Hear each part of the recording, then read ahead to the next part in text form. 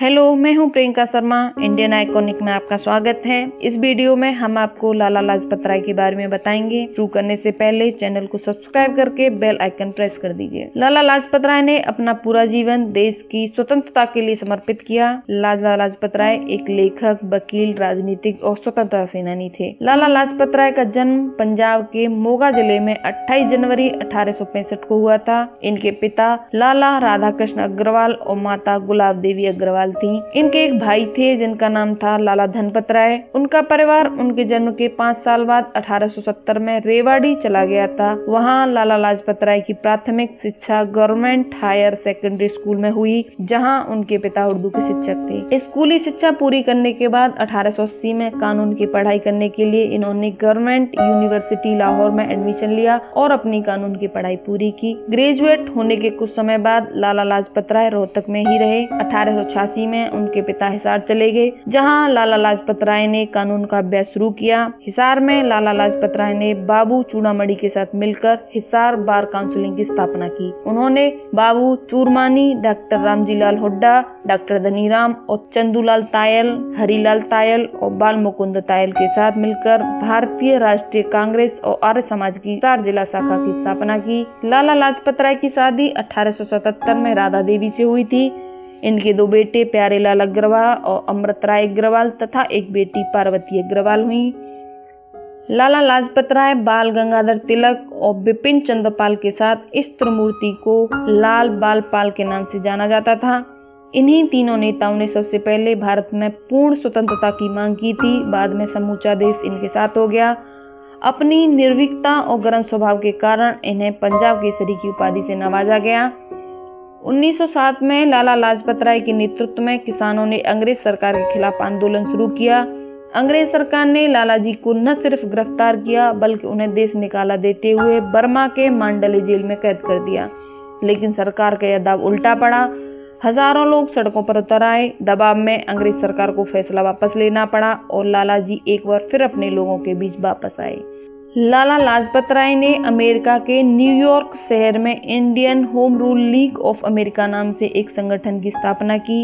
लाला जी ने अमेरिका की विदेश मामलों की समिति में 32 पन्नों की याचिका दायर की, जिसमें उन्होंने ब्रिटिश शासन के अत्याचारों और लोगों के अधिकारों की बात की और उनसे नैतिक समर्थन भी मांगा। अक्टूबर 1917 में सीनेट में इस याचिका पर चर्चा भी हुई।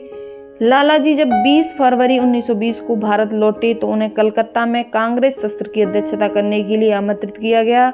जब गांधी जी ने 1920 में असहयोग आंदोलन शुरू किया तो लाला जी ने पंजाब में आंदोलन का नेतृत्व किया और कांग्रेस इंडिपेंडेंस पार्टी बनाई। गांधी जी द्वारा चलाए गए असहयोग आंदोलन में उन्होंने बढ़ चढ़कर हिस्सा लिया। अंग्रेज सरकार ने दोबारा उन्हें गिरफ्तार कर लिया, लेकिन तबीयत बिगड़ जाने पर उन्हें रिहा कर दिया गया। इसी बीच उनके संबंध लगातार कांग्रेस से बिगड़ते रहे और 1924 में उन्होंने कांग्रेस छोड़ दी और स्वराज पार्टी में शामिल हो गए। स्वराज पार्टी में उन्हें केंद्रीय असेंबली का सदस्य चुना। यहाँ भी जल्दी ही उनका मन उचट गया और उन्होंने नेशनलिस्ट पार्टी का गठन किया और एक बार फिर असेंबली का हिस्सा बने। साइमन कमीशन 3 फरवरी 1928 को भारत पहुंचा।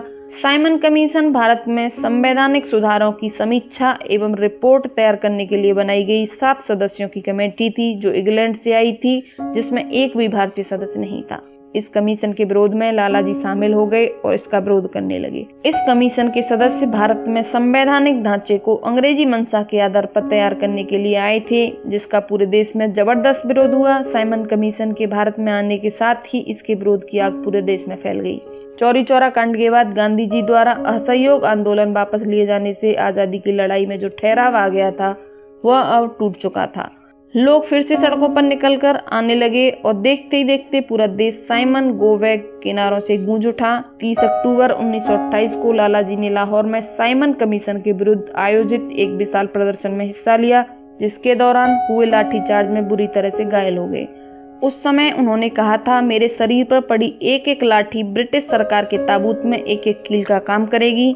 17 नवंबर 1928 को इन्हीं चोटों की वजह से उनका देहांत हो गया। लाला जी गरम दल के नेता थे।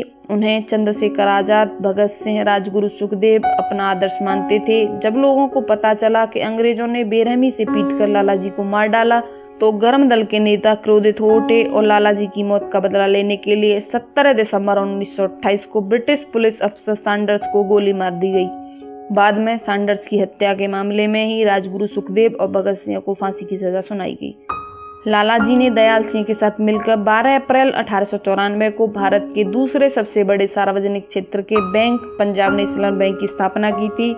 1956 में इन्होंने लक्ष्मी बीमा कंपनी की स्थापना की, जिसका LIC में विलय हो गया। लाला लाजपत राय ने अनेक किताबें लिखी, जैसे यंग इंडिया, दुखी भारत, भारत पर इंग्लैंड का कर्ज, आर्य समाज, भारत का राजनीतिक भविष्य, भारत की राष्ट्रीय शिक्षा की समस्या, भगवद गीता का संदेश, संयुक्त राज्य अमेरिका, एक हिंदू प्रभाव।